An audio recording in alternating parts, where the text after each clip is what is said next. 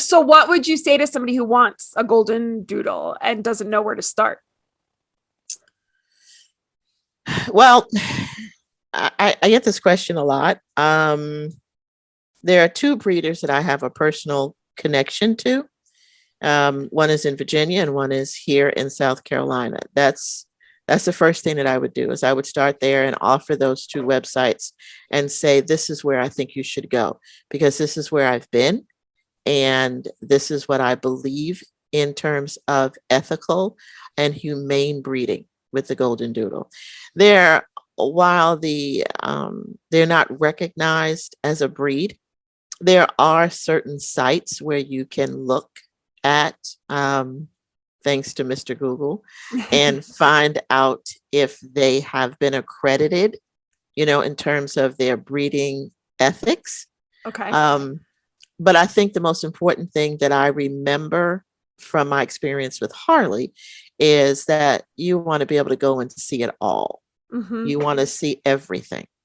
And then you want to talk to people.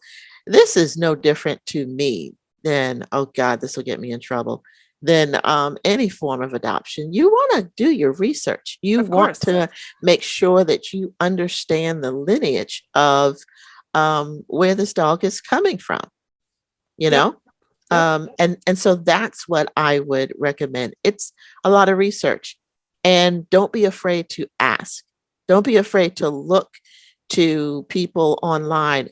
When I was looking for Harley, I don't think that I had the wherewithal to look for a Golden Doodle breeder. I mean, a blogger or, just somebody out there on the internet and say, I don't have a dog yet, but I'm still interested. Right. So I think that I would tell people to be patient because this is a lifetime commitment.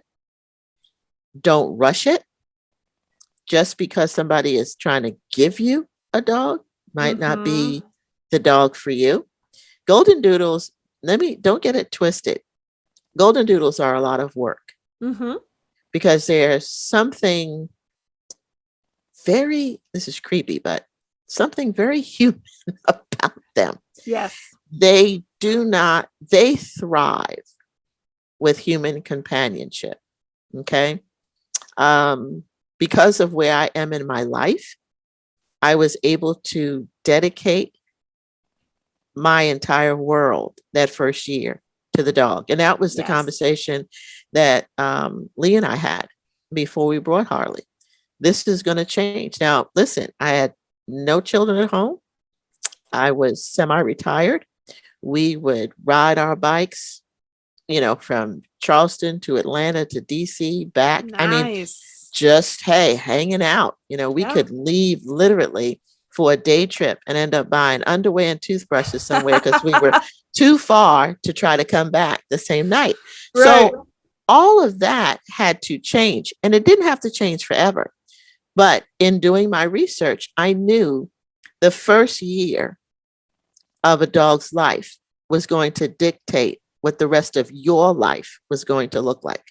Absolutely. And I had to make that commitment. And then I had to make it again with Leo. And then I had to make it again with Jax. But I was okay. We were okay doing that because Harley showed us exactly what the outcome was going to be like.